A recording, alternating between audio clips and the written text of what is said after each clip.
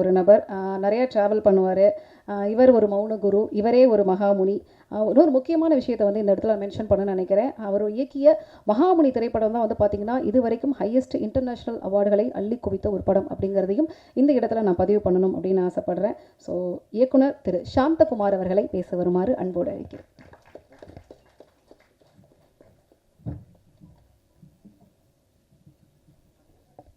நான் ஒவ்வொரு டைம் சொல்கிறது தான், எனக்கு ஸ்டேஜில் பேச வராது. இந்த பிரசாத் தேட்டரில் கூடியிருக்கிற அனைவருக்குமே வணக்கம் அன்று நன்றிகள். யாரையும் மிஸ் பண்ணல, மொத்தமாக சொல்லிட்டேன். ரசவாதி இது 3rd ஃபில்மு. என்னோடய டெக்னிக்கல் டீமு, என்னோடய ஆக்டர்ஸ், ஏன்னா ஒவ்வொருத்தரை பற்றியுமே சொல்லணும். Shooting crew, post production team, இப்போ ப்ரமோஷன்ஸ், பப்ளிசிட்டி எல்லாருமே, ஏன்னா ஒவ்வொரு பேரை நான் விட்டுருவேங்கிறதுக்காக நான் மொத்தமாகவே நான் சொல்லிட்டேன். ஸோ எல்லோருடைய சப்போர்ட்டில் மட்டும்தான் இந்த நீங்கள் பார்க்குற இந்த அவுட்புட்.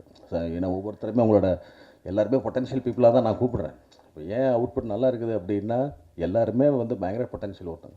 அவங்களோட நான் சேர்ந்து நான் கோஆர்டினேட் பண்ணி நான் வேலையை வாங்கிக்கிறேன். ஸோ ரொம்ப நல்லா வந்திருக்கு ஒன்று ரசவாதி. இது பார்த்திங்கன்னா இப்போ ஒரு ரொமான்ஸ், க்ரைம், ஆக்ஷன், இப்படி ஒரு மிக்சட் ஜானர் ஃபிலிம் தான். அந்த ஒரு மௌனகுரு கொடுத்த ஃபீலிங். ஸோ மௌனகுரு மகாமுனி மாதிரி 3வது வேறு ஒரு அனுபவமாக உங்களுக்கு இருக்க போகுது இது. ஸோ May 10th வந்து தியேட்டரில் ரிலீஸ். உங்களுடைய சப்போர்ட் எல்லாமே தேவை.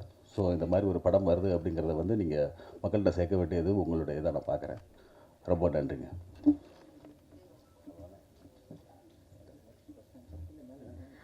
Thank you sir. இப்போ